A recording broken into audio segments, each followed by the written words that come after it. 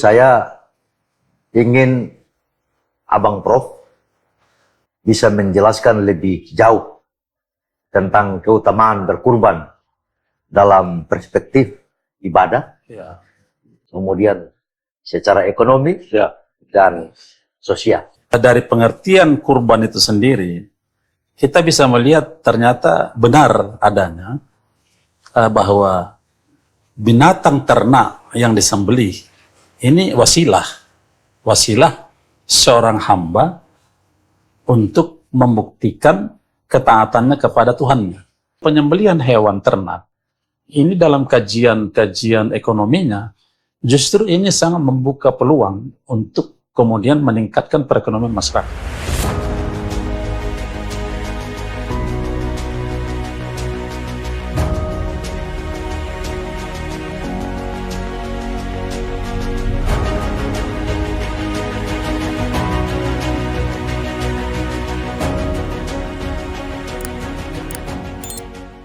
Assalamualaikum warahmatullahi wabarakatuh. Waalaikumsalam warahmatullahi wabarakatuh. Salam sejahtera buat kita semua. Salam juga untuk pemirsa dan penonton Rahim Modiani Channel. Kali ini saya bersama seorang tamu yang luar biasa. Tamu yang sangat hebat ya bagi saya. Dia adalah Profesor Dr. Jubair Situmorang, seorang guru besar, akademisi, peneliti pada kampus IAIN Ternate. Ya. Assalamualaikum, Prof. Waalaikumsalam warahmatullahi wabarakatuh. Apa kabar nih, Prof? Alhamdulillah sehat. Alhamdulillah. Semoga sehat selalu. Terima kasih sudah meluangkan waktu bisa bicara di podcast Rahim Modiani Channel. Jadi, Prof, topik diskusi kita hari ini adalah keutamaan berkurban dalam perspektif ibadah, kemudian ekonomi, dan sosial. Namun sebelum kita bahas topik ini lebih jauh, saya ingin Prof bisa menjelaskan biografi singkat. Misalnya masa kecil, kemudian pendidikan mulai dari SD, SMP, SMA, perguruan tinggi, sampai menjadi guru besar. Lalu saya juga ingin Prof bisa menceritakan sedikit tentang karir Prof di Himpunan Mahasiswa Islam. Ini tidak bermaksud untuk berlebih-lebihan. Tetapi ini bagi saya bisa menjadi satu inspirasi. Bisa menjadi motivasi bagi adik-adik kita, khususnya kader hijau hitam. Silakan. Ya. Baik, terima kasih. Assalamualaikum warahmatullahi wabarakatuh. Waalaikumsalam. Ya, alhamdulillah rabbil alamin, kita bersyukur kepada Allah Subhanahu wa taala kesempatan yang sangat luar biasa ini, penuh ide, gagasan, dan tidak pernah menyerah. Selalu membuat hal-hal yang positif untuk masyarakat. Terima kasih, Prof. Ya, mudah-mudahan ini menjadi bagian dari hal-hal yang positif yang bisa kita tularkan kepada orang lain. Selawat dan taslim kita ucapkan kepada Nabi Muhammad SAW. Mudah-mudahan kehadiran kita selalu menjadi bagian dari untuk menginspirasi masyarakat. Saya tentu sangat tidak menduga. Saya udah lama saksikan channel ini, tapi hari ini ternyata saya ada di sini. Karena terima kasih, Bang. Saya sebenarnya lahir di kaki gunung. Kalau di Ternate ada Gunung Gabalama. Kalau di Sumatera Utara itu namanya terkenal dengan Bukit Barisan. Jadi saya lahir di satu kampung di kaki Gunung Bukit Barisan. Ya, di Sumatera bagian timur. Ya, baru sekarang saya sudah masuk ke 57 tahun. 57 tahun yang lalu saya lahir di sebuah kampung di Gunung Lonceng. Memang unik, namanya gunung yang ada loncengnya. Ya, alhamdulillah di SD saya juga di situ, di kampung. Kemudian di sore hari saya sekolah di Madrasah Ibtidaiyah. Saya juga sekolah di Sanawiyah Negeri, tapi sore juga saya sekolah di Sanawiyah Al-Fasliyah. Demikian terus sampai di Madrasah Aliyah Negeri di Medan. Saya melanjutkan ke Universitas Islam Negeri Medan. Kalau dulu kan IAIN Medan, tapi sekarang sudah UIN. Pada saat itu saya kuliah di Fakultas Syariah. Program studi sekarang, program studi itu tidak ada lagi. Namanya Muamalah Jinayah, Perdata Pidana Islam. Sekarang jurusan itu sudah hilang. Sesuai dengan perkembangan nomenklatur penataan program studi di lingkungan Kementerian Agama. Jadi di S1, di situ saya banyak mendapatkan hal-hal yang positif karena selain kuliah, saya juga berkesempatan untuk aktif di organisasi. Kalau di internal, saya sebagai presiden mahasiswa waktu itu, di masa kampus. Iya, sebagai presiden mahasiswa di Senat Mahasiswa Institut. Ya, di masa itu yang kita hadapi rektor dengan pangkat Brigjen aktif ditugaskan oleh Kementerian Agama. Tapi saya berbahagia karena modal saya itu pertama-tama saya dapat. Orde Baru ya? Orde Baru Bang. Tapi saya punya modal yang kuat karena sebelumnya saya sudah ditempa di Himpunan Mahasiswa Islam di HMI. Jadi sebelum saya terpilih menjadi presiden mahasiswa, saya kan sudah di HMI. Saya menjadi ketua komisariat HMI Fakultas Syariah waktu itu. Nah, setelah selesai itulah saya menjadi presiden mahasiswa. Jadi modal saya bagaimana itu menghadapi tantangan, menghadapi cobaan, dan bahkan menghadapi seorang rektor yang latar belakangnya tentara. Iya, waktu itu kan masih disebut ABRI kan. Iya. Jadi masih dan sangat aktif, tapi modal dari HMI itu yang saya bawa sehingga bisa berjalan dengan. Jadi karena itu saya tidak bisa memisahkan diri saya dari Himpunan Mahasiswa Islam. Saya pikir ini organisasi yang sangat luar biasa. Bahkan yang menarik di 2006, tapi setelah di sini, Bang. Iya. Artinya saya masih cerita HMI-nya. 2006 itu saya pernah ke Amerika bersama teman-teman, guru, dosen dari Maluku Utara dan se-Indonesia. Jadi waktu kita ditanya di sana, hanya dua yang ditanya, afiliasinya, guru atau perguruan tinggi atau apa. Jadi saya menyebut IAIN. Baru yang kedua ditanya organisasi. Saya menyebutkan HMI di Amerika itu. Jadi itu tahun 2006 yang saya tidak pernah lupa. Artinya begitu luar biasanya bagi saya. HMI membawa saya pada situasi yang sangat luar biasa. Dan itu saya dapatkan di HMI Cabang Medan. Nah, jadi kebetulan juga kampus dengan cabang itu kan bersebelahan. Jadi begitu keluar dari kampus, tidak pulang ke rumah. Ya, udah ketemu sekretariatnya. Udah ketemu sekretariat karena di sana banyak abang-abang kita yang setiap perdebatan mereka kita rasakan kalau tidak mau hadir rugi. Biar kita menjadi pendengar. Kita mendengar saja, Bang. Nah, jadi dari mendengar itu yang saya rasakan kita mendapat ilmu. Itu saya rasakan betul bagaimana HMI itu, Bang, luar biasa memberikan. Karena itulah saya selalu ingat HMI itu kan disebutkan terbina. Jadi saya kata-kata itu yang selalu terbina. Ya. Artinya HMI itu kan OASE. Betul. OASE. Jadi OASE siapa saja silakan datang. Dan yang dia tidak bisa menggunakan OASE itu sebagai tempat ininya, maka kan banyak juga yang minggir. Benar. Banyak yang merasa HMI tidak ada apa-apanya. Iya. Iya. Tapi OASE disediakan Nah, bagaimana kita memanfaatkan, menggunakan itu, OAC itu, nah, maka itulah yang akan mendapatkan arti kehadiran HMI bagi dirinya. Betul. Nah, itulah yang saya maknai dari terbinanya itu. Saya melihatnya begitu, Bang.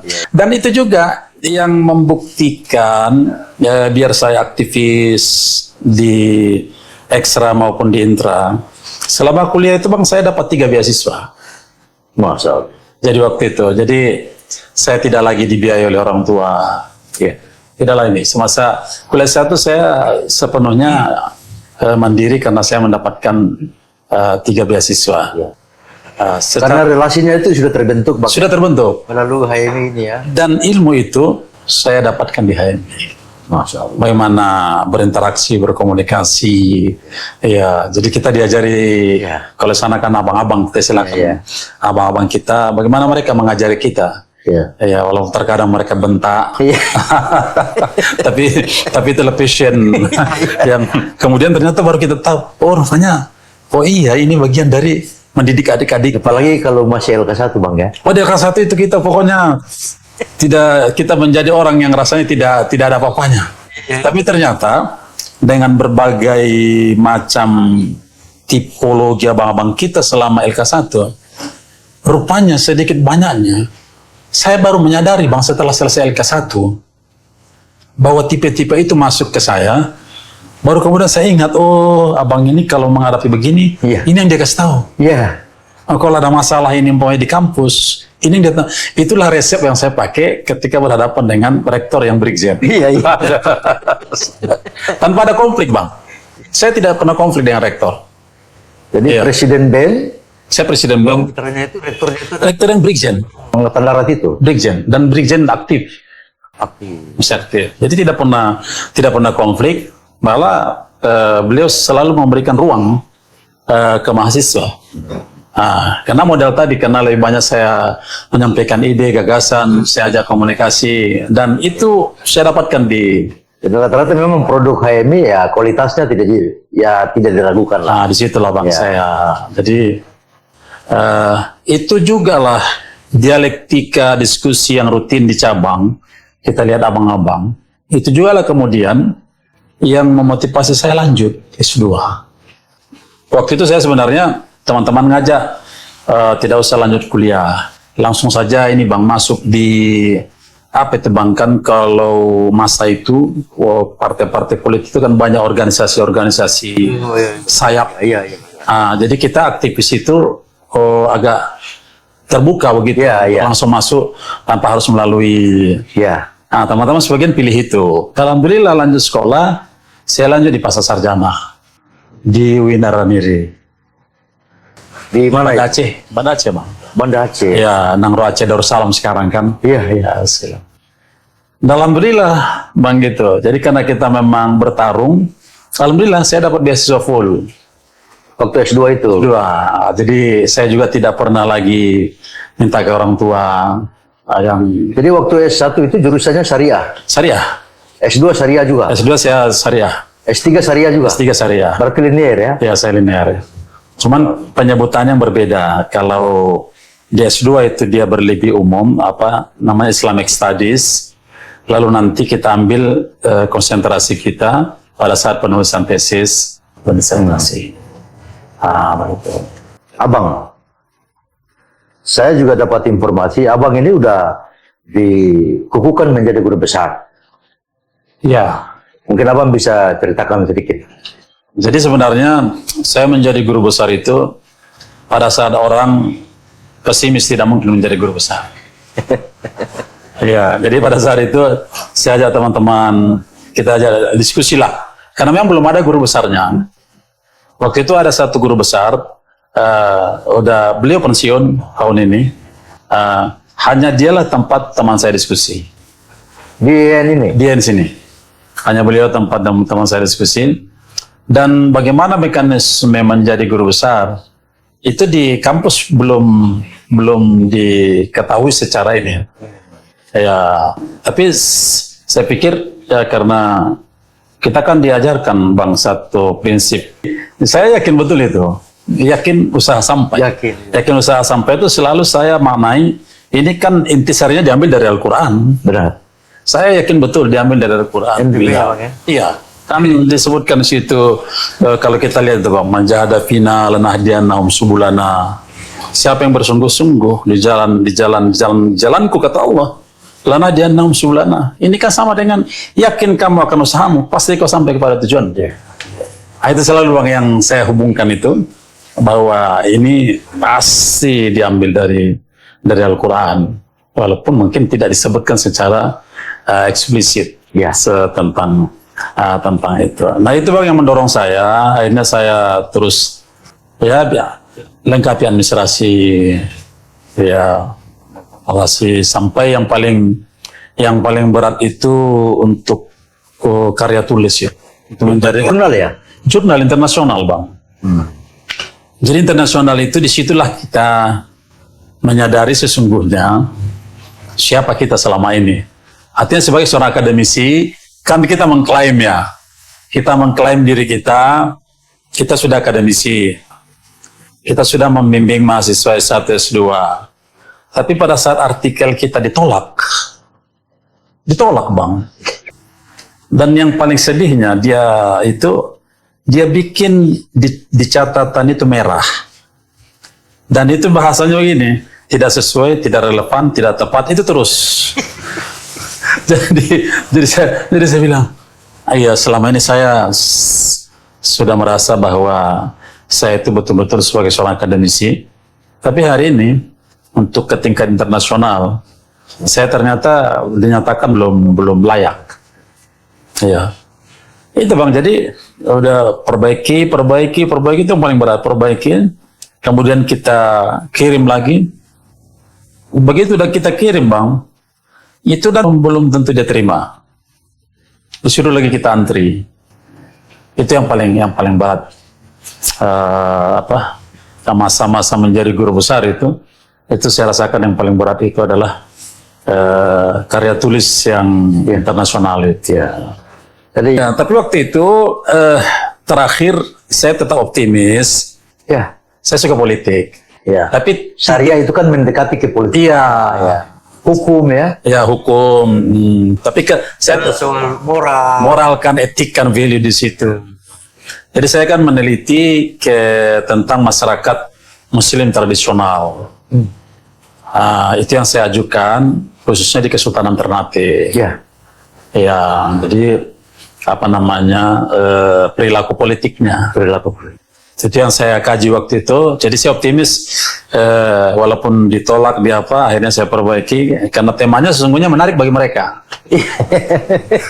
Ya begitu, menarik bagi mereka kan, menarik ini.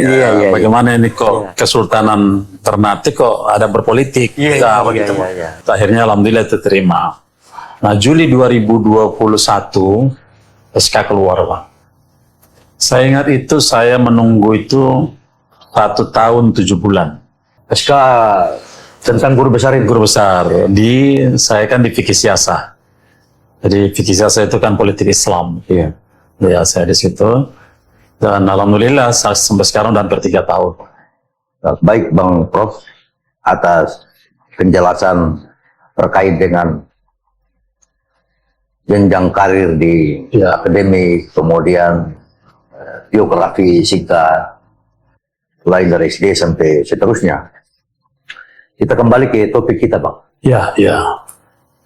Hari ini kita kita masih berada dalam suasana bulan Zulhijjah.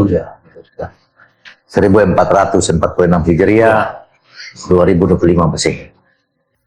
Di mana bulan ini biasa disebut juga dengan bulan haji. Ya, bulan haji. Selain dari itu, bulan ini juga memiliki keutamaan yang sangat istimewa. Di mana seluruh umat muslim di seluruh penjuru muka bumi ini merayakan hari raya Idul Adha. Bahkan kita disunahkan untuk berkurban. Mayoritas ulama bersepakat bahwa berkurban itu adalah sunnah muakkad. Artinya sangat dianjurkan bagi yang mampu ya Bang. Oleh karena itu saya ingin Abang Prof bisa menjelaskan lebih jauh tentang keutamaan berkurban dalam perspektif ibadah, Ya. kemudian secara ekonomi Ya. dan sosial. Ya. Silakan Bang. Ya baik, terima kasih Bang. Ini luar biasa. Memang momentum kita hari ini kan Idul Adha. Ya. Idul Adha. Lalu sering juga kita menyebutnya sebut Hari Raya Kurban. Ya, Ya, di bulan Zulhijjah 1440 Hijriah. Sering kita menyebutnya kurban.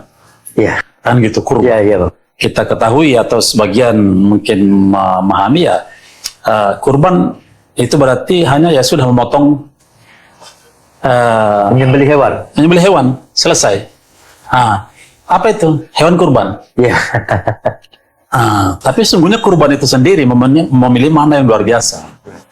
Ya, jadi dari pengertian kurban itu sendiri, kita bisa melihat ternyata benar adanya bahwa binatang ternak yang disembelih ini wasilah.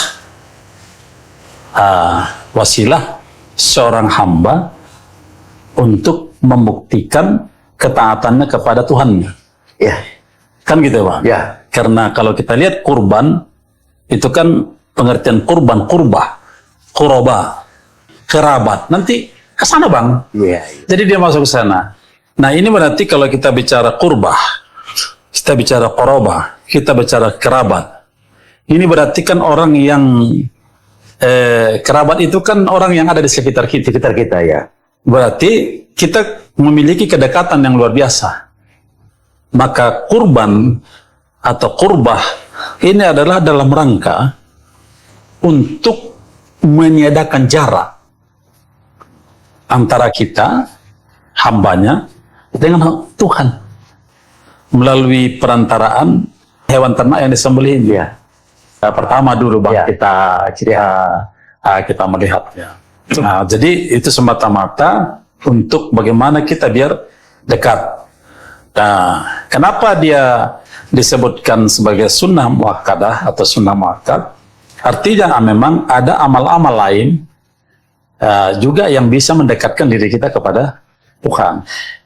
Tapi sunnah muakkad karena itu sangat disayangkan kalau perintah yang mendekati kewajiban tidak dimanfaatkan sebaik-baiknya oleh umat Islam. iya, iya. Itu yang Ya. yang sebenarnya di situ. Ya. Ya. Yang kedua,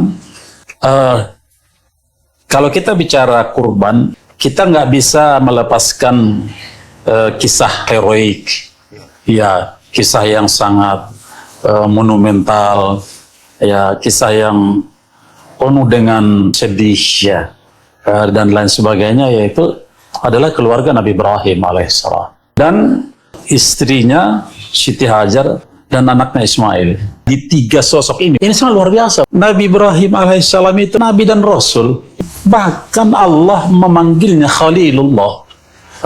Khalilullah itu bang kekasih. Kita coba kita konstruksi dia dengan sebuah analogi. Yang namanya kekasih, apa saja dia minta Pasti dikasih. pasti dikasih bang. Khalilullah. Khalilullah, kekasih Allah. Tetapi Nabi Ibrahim memberi pelajaran ke kita. Bukan karena kekasih, lalu kemudian kita meminta banyak hal yang sesungguhnya bukan menjadi kebutuhan kita. Wah. Itu menarik bang di situ di. Terbukti itu gini. Kenapa Nabi Ibrahim tidak meminta saja kepada Allah agar anaknya dan istrinya dibuatkan istana? Ya,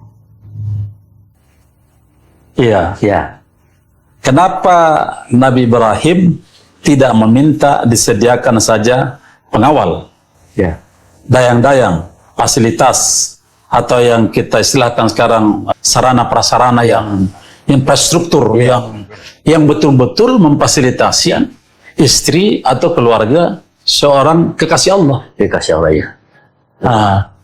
Tetapi justru dalam nalar kita, Nabi Ibrahim justru menghantar anaknya dan istrinya, ke lembah yang disebutkan dalam Al-Quran itu adalah di lembah yang tidak ada tanda-tanda kehidupan di situ. Ya.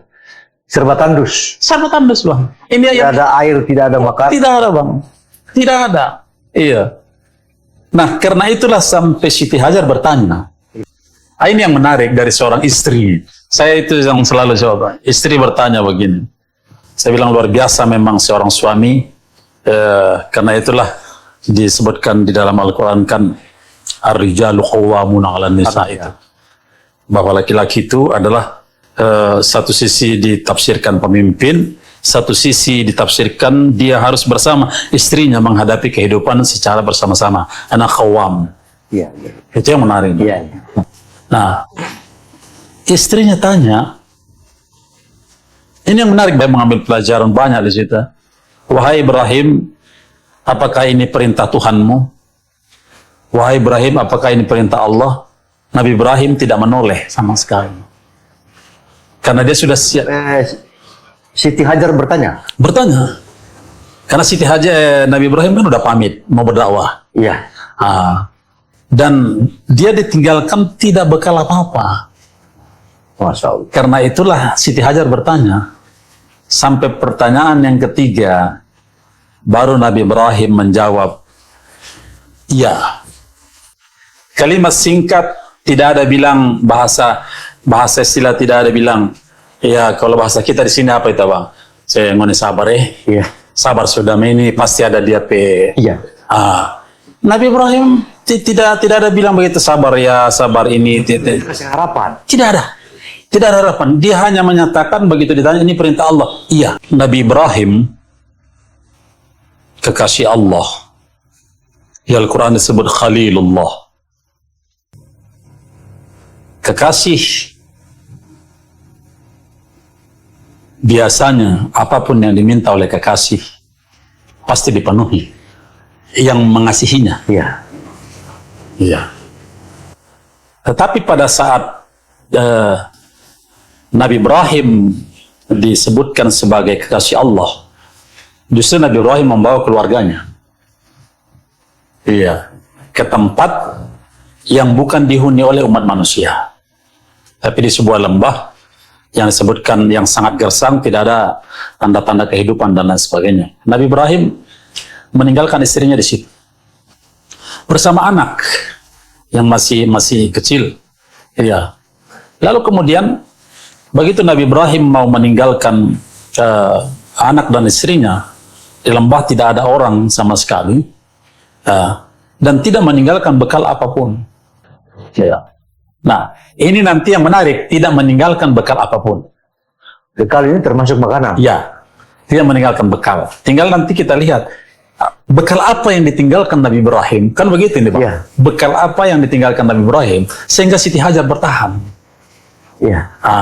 Jadi sampai Nabi Ibrahim pamit kepada istrinya karena akan berdakwah memenuhi perintah Allah, sampai bertanya Siti Hajar, apakah engkau meninggalkan kami di sini karena perintah Allah? 3 kali ditanya oleh Siti Hajar, baru yang ketiga kalinya baru Nabi Ibrahim menjawab, iya, perintah Allah. Nabi Ibrahim pergi, Siti Hajar tidak merengek. Siti Hajar tidak meronta. Tapi Siti Hajar hanya mendengarkan pernyataan terakhir dari Nabi Ibrahim. Ya benar, ini perintah Allah. Ya. Nah, begitu Nabi Ibrahim pergi, ini yang menarik. Istrinya ditinggalkannya dalam situasi yang luar biasa dengan anaknya. Sehingga kita tahu sekarang saudara-saudara kita ini Bang ya, yang melaksanakan ibadah haji ini kan antara Safa dan Marwah. Bagi yang melaksanakan haji akan melihat itu di mana tempat, ya, di mana tempatnya air muncul itu masih ada di sana itu. Ismail besar. Lalu kemudian Nabi Ibrahim diperintahkan Allah. Tadi kan diperintahkan berdakwah. Jadi berdakwah itu kan agama tauhid ya. Iya. Kalau bahasa Al-Quran itu kan agama yang hanif. Istilah Cak Nur selalu menyatakan Hanafiyah Samha itu ada kalimatun sawa' yang dimensi pertemuan nilai-nilai agama yang ya, selama dia agama yang hanif, kira-kira seperti itu. kisah ini kalau kita lihat, kalau kita buka dalam Al-Quran itu, ya, anak semata wayang ditunggu kelahirannya sekian lama, ya, lalu diperintahkan Allah untuk disembelih. Ini yang menarik kalau kita Karena lihat. Nabi Ibrahim itu sebelumnya istri yang pertama itu belum punya anak. Belum. Nanti dengan Siti Hajar baru. Siti Hajar baru punya anak, dan kemudian Siti Sarah juga kemudian juga punya anak. Ya. Setelah itu, kisahnya seperti itu. Nah, dia Sofat kita lihat dalam Al-Quran sesuatu. Yang menarik itu, ya, maka ketika anak itu berarti Nabi Ismail. Wah. Ya, sudah pada usia sanggup diajak untuk berusaha. Ayah. Jadi kalau apanya itu kan disebutkan falamma balagha ma'u saya. Qala ya bunayya. Kenapa dia tidak memanggil anaknya qala ya waladi? Tapi dia menggunakan ya bunayya. Kalau orang nikah, Bang, kalau Jubair Situmorang bin Zulkifli, bin, tidak ada pernah disebut Jubair Situmorang walad Zulkifli. Padahal dari sisi pengertian sama-sama anak itu, Bang. Iya. Pertanyaannya adalah kenapa Nabi Ibrahim memanggil anaknya ya bunayya, Bang? Oh, iya. Kenapa dia tidak panggil ya waladi? Inilah luar biasanya, Bang, pelajaran yang paling berharga. Ayah. Nabi Ibrahim itu nabi kekasih Allah. Tapi begitu dia berkomunikasi dengan seorang anak kecil, dia panggil ini anak dengan penuh kasih dan sayang. Jadi dia tidak panggil anakku waladi. Ya bunayya. Ya bunayya itu sesungguhnya pertanyaan dia merangkul itu anaknya. Dia peluk anaknya, kira-kira begitu. Dia rangkul, dalam rangkulan dia, Ya. Anaknya itu baru dia tanya, ya bunayya, wahai anakku. Ya. Dia rangkul dengan penuh kehangatan. Artinya dia memperlakukan anaknya itu bukan berada jauh di bawah dia, tapi adalah teman. Ya, yang memang betul dia lihat itu bukan dipaksa nih, Bang. Jadi tidak ada semacam Jalan antara orang tua dan anak begitu ya. tidak ada jarak antara orang tua dan anak. Yang kemudian yang kedua, dia tidak bilang ini sesuatu yang harus terima perintah dari orang tua. Iya. Jadi karena itulah dia sebutkan di situ ya bunayya, wahai ananda. Itu yang pertama. Yang menarik yang kedua di situ, perintah Allah dari seorang nabi, dari seorang kekasih Allah, dari seorang utusan Allah, perintah Allah, dan dia diskusikan dengan seorang anak. Bukan katakanlah sesama, kalau kita sekarang istilah itu sesama pejabat. Iya. Ya, tidak. Tapi dia diskusikan dengan seorang anak. Ini perintah Allah yang seharusnya tidak pun dia kasih tahu kepada anaknya karena ini perintah Allah. Iya. Perintah Allah itu kan wajib dilaksanakan. Iya. Tapi tidak, dia aja ini, wahai ananda, ayahmu ini bermimpi. Nah, mimpinya Rasul itu mimpinya Rasul dengan kita beda. Beda. Iya, mimpinya Rasul itu benar. Iya, dengan mimpi kita. Iya, ayahmu bermimpi Allah memerintahkan ayahanda menyembelihmu. Bukan bilang suruh sekolah, suruh baparas. Ini maut. Maut. Iya. Jadi ada percakapan dulu. Percakapan. Jadi di situ saya, oh iya ya, saya baru melihat, Bang, oh iya ya. Anak ini kan kalau kita ibaratkan dia punya akalnya. Akalnya itu kan belum sempurna, Bang. Belum akil balik. Iya, masih baru sanggup berusaha itu. Kalau kita orang mungkin di sini itu apa, Bang ya? Kira-kira seorang anak mungkin SD lah, Bang ya. So boleh dibawa kebun begitu. Iya. So boleh dibawa jalan sendiri begitu. Iya. Nah, kira-kira usia itulah. Jadi itu kan belum begitu sempurna ini. Iya. Namanya anak-anak. Ya. Nah, rupanya dia diajak oleh Nabi Ibrahim ini. Iya. Yang kemudian yang menarik, Bang. Jadi begitu sudah tanya Pak Lama, qala ya bunayya inna ra'aman anni azbahuka fanzur maza taro. Bayangkan, Bang, saya menariknya pertanyaan berikutnya itu. Fanzur maza taro. Kira-kira setelah sampaikan ini, Nabi bilang begini, Bang, ini yang menarik lagi. Gimana kira-kira dari cerita tadi yang saya sampaikan itu, gimana kau melihatnya itu? Di dialog ini kan pasti diperhatikan Tuhan. Ya. Bagaimana dialog ini terjadi, yang pada akhirnya di ujung dari ayat itu menyatakan, laksanakan sajalah ayahanda apa yang menjadi perintah Allah. Kata Ismail. Ya? Kata Ismail. Lalu dengan dia jawab dengan sopan ke orang tuanya. Nah inilah kita maksudnya anak-anak kita sekarang di zaman generasi Z, Gen Z dengan apa ini Alpha dan lain sebagainya.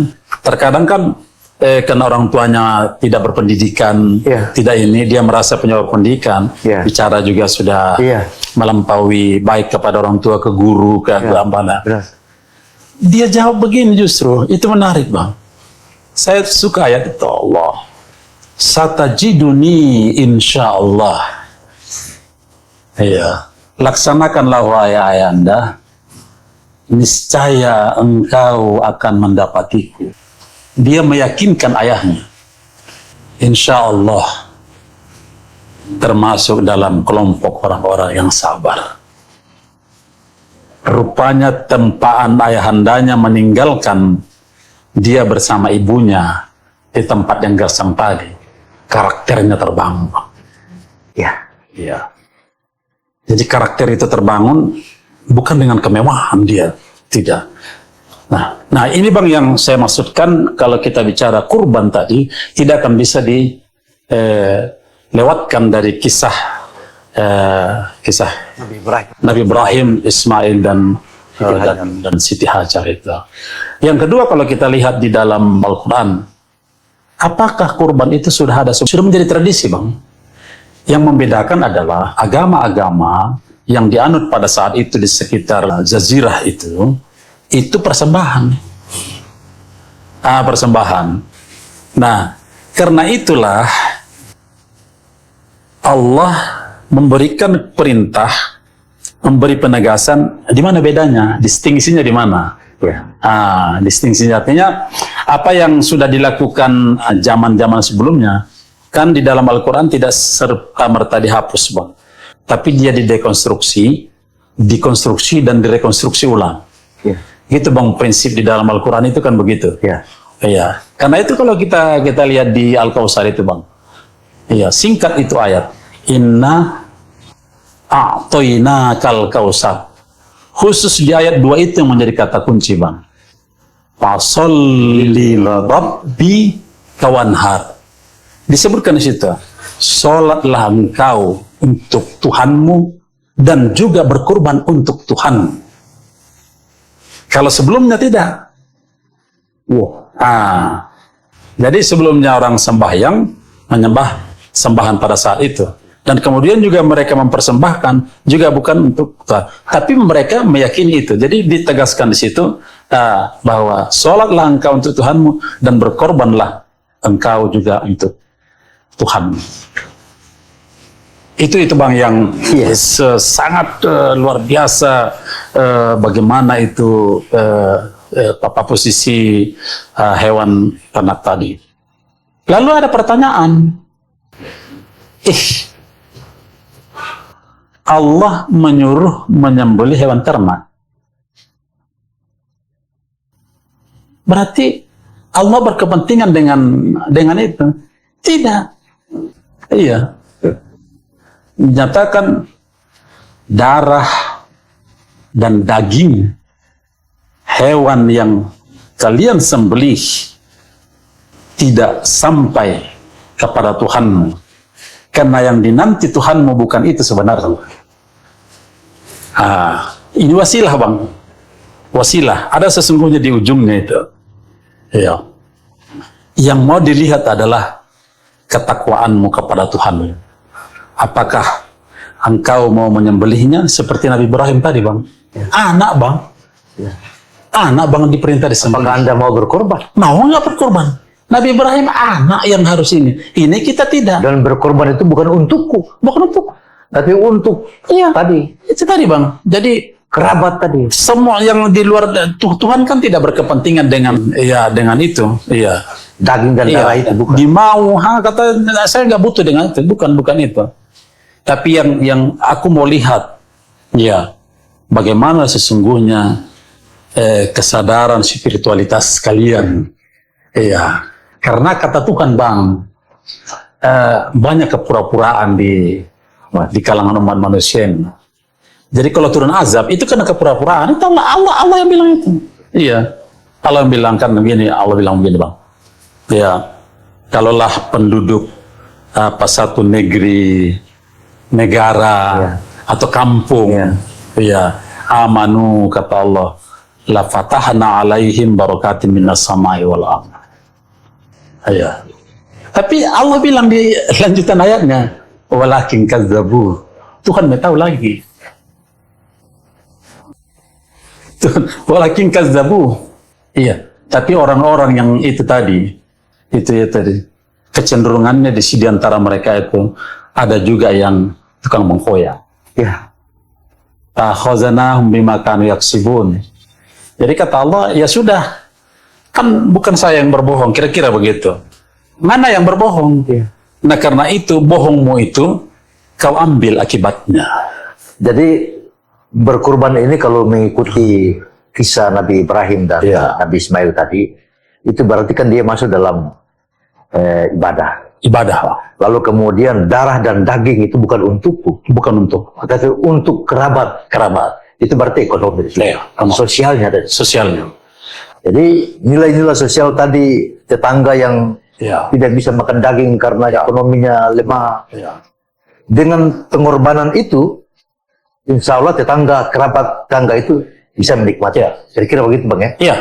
Kita bicara, kan ada bilang begini, banyak daging yang disembelih di Arab Saudi pada musim haji. Ya. Banyak yang disembelih itu juga tidak habis dari tahun ke tahun. Bahkan tidak terdistribusikan dengan baik. Dengan baik itu artinya suatu tahun berikutnya masuk yang lalu masih ada. Ya. Sehingga kemudian kan muncul Bang pemikiran. Nah, saya mau mencoba mengkonstruksi bagaimana sebenarnya membangun kurban dalam perspektif ekonomi syariah. Ya. Kan gitu. Ya. Sehingga ibadahnya tidak hilang, tapi kemudian ekonomi secara syariahnya juga jalan. Ya. Lalu ada menyarankan, kalau begitu tidak usah menyembelih sudah. Kasih saja seharga hewan ternak itu. Ya kalau kambing, kalau dia mungkin unta, sapi kalau kita di sini dan lain sebagainya kasih. Tidak bisa digantikan karena ini memang adalah ibadah khusus. Tidak bisa. Jadi karena perintahnya langsung untuk menyembelih hewan. Itu disebutkan Allah secara langsung. Jadi tidak bisa kasih secara fisik begitu. Oh, tidak bisa. Tidak bisa. Iya. Dia harus dalam bentuk daging ya. Iya. Yang sudah Bukan maksudnya Bang tidak bisa kemudian sudahlah kan ini orang lebih banyak butuh doi daripada daging kan ada begitu. Sudahlah kasih dong doi saja. Atau usah pakai apa? Kan ada bisa ya. Tidak bisa Bang. Karena memang di situ jelas perintah Allah adalah untuk menyembelih. Jadi menyembelih itu ulama sepakat kan begitu Bang. Ahli tafsir juga sepakat. Benar. Bahwa itu tidak bisa dikiaskan menyembelih kemudian digantikan dengan uang dan lain sebagainya. Lalu gimana ini kita melihatnya sebagai bagian daripada Bang, bahwa ini bernilai ekonomis? Justru menurut saya menarik Bang. Bahwa penyembelihan hewan ternak ini dalam kajian ekonominya justru ini sangat membuka peluang untuk kemudian meningkatkan perekonomian masyarakat. Kenapa? Kan dia kan mata rantai Bang. Mata rantai. Orang yang berkurban butuh kurban. Yang punya sapi butuh rumput. Butuh juga kesehatan. Katakanlah kesehatan hewannya. dia butuh juga yang lain-lain. Dia butuh lingkungan yang memungkinkan dia tidak mengganggu orang lain, memelihara hewan dan lain sebagainya. Ini artinya kan ada mutual di sini, Pak. Mutual. Kalau udah bicara mutual, berarti kan ini kan rangkaian ekonomi. Semua bergerak di bidang ekonomi. Persoalannya kemudian adalah kalau ini tidak dikelola dengan baik, yang terlihat itu hanya konsumtifnya. Konsumtifnya. Tetapi coba Bang, kalau kita lihat sekarang pemain, saya ambil contoh lah ya. Saya ambil contoh. Yang pasti setiap tahun itu pasti umat Islam memotong hewan kurban. Dan itu seiring dengan peningkatan nilai-nilai spiritualitas dan tingkat kesejahteraan yang mendukung, ini semakin hari semakin banyak, Bang. Kebutuhan terhadap sapi, kambing, dan lain sebagainya semakin banyak. Nah, kalau ini mau dikelola dengan baik, bisa ini kemudian menjadi ladang ekonomi baru bagi masyarakat. Yang kalau kemarin dia memeliharanya, atau merawatnya, atau menjaganya, itu hanya alami. Tapi kalau dikelola secara lebih baik, secara bernilai ekonomis dia lebih tinggi. Contoh, lembaga keuangan syariah umpamanya, ataupun lembaga keuangan syariah non-bank. Umpamanya kayak BSI, Bank Muamalah umpamanya kan. Nah, mungkin memfasilitasi dengan umpamanya ada produk tabungan korban. Ini kan luar biasa ya. Jadi disiapkan program itu ya? Iya, disiapkan. Kemudian juga yang non-bank umpamanya. Kalau non-bank kita lihat contoh kayak Basnas ini. Basnas. Nah, itu kan ada dana di sana, ada anggaran, zakat yang terkumpul. Lalu kemudian kalau ini dikelola untuk kelompok masyarakat, masyarakat yang menyiapkan binatang ternak. Di mana binatang ternak nanti, kan kalau kambing kan Bang, kambing 1 tahun Bang. So tahun 2 tahun, banyak orang lebih ngambil 2 tahun. Sapi 2 tahun lebih atau 3 tahun banyak di situ. Itu artinya Bang, dalam masa 5 tahun, ini udah stabil. Jadi ada binaan dari lembaga keuangan tadi, lalu kemudian mereka juga bertanggung jawab untuk membeli kembali. Jadi sirkulasinya gini Bang, jelas dia. Jadi siklusnya harus dibangun seperti siklus Bang. dibangun seperti Bang. itu Kalau itu dibangun siklusnya Bang, itu baru kita cerita kebutuhan Maluku Utara Bang. Kita belum cerita kalau dia kebutuhan di luar yang juga sangat luar biasa. Tapi kebutuhan di sini saja. Jadi hidup dia Bang. Jadi kalau saya mungkin sekaligus menyarankan agar dia memindahkan bahasa konsumtif menjadi produktif, kurban yang produktif. Itu memang tidak bisa dilihat hanya semata-mata pada penyembelihannya hewan banyak dan lain sebagainya. Nah itu kalau saran saya seperti itu sih Bang. Setuju. Jadi sekaligus mungkin saya memberi. Saya setuju sekali. Gitu. Setuju. Jadi sebetulnya momentum ibadah kurban ini harus ada gagasan baru. Ada kreasi dari lembaga-lembaga perbankan syariah. Atau paling tidak dari Basnas itu sendiri. Atau paling tidak pemerintah. Pemerintah daerah di kabupaten kota. Gitu. Sehingga di satu sisi adalah kita menjalankan satu rukun ibadah. Tetapi di sisi yang lain, ini bisa kita tumbuhkan ekonomi masyarakat. Khususnya kepada petani ternak kita. Sehingga kebutuhan ke depan nanti setiap tahun itu memang bahan bakunya sudah disiapkan oleh petani kita. Itu yang saya lihat begitu Bang ya. Saya melihat begitu. Itu kita kalau bicara tahunan Bang. Bahkan mungkin saya juga, walaupun ini bukan hal yang biasa Bang, tapi saya mencoba juga menyarankannya. Karena ada tadi kan nilai sosial nih Bang. Nilai sosial. Artinya nilai sosial bagaimana orang yang katakanlah jangankan makan daging ya Bang ya. Tapi ini fakta kan, jangankan makan daging, mungkin ikan dan lain sebagainya juga tidak rutin lah. Tidak ini. Nah, ini kan sekali setahun.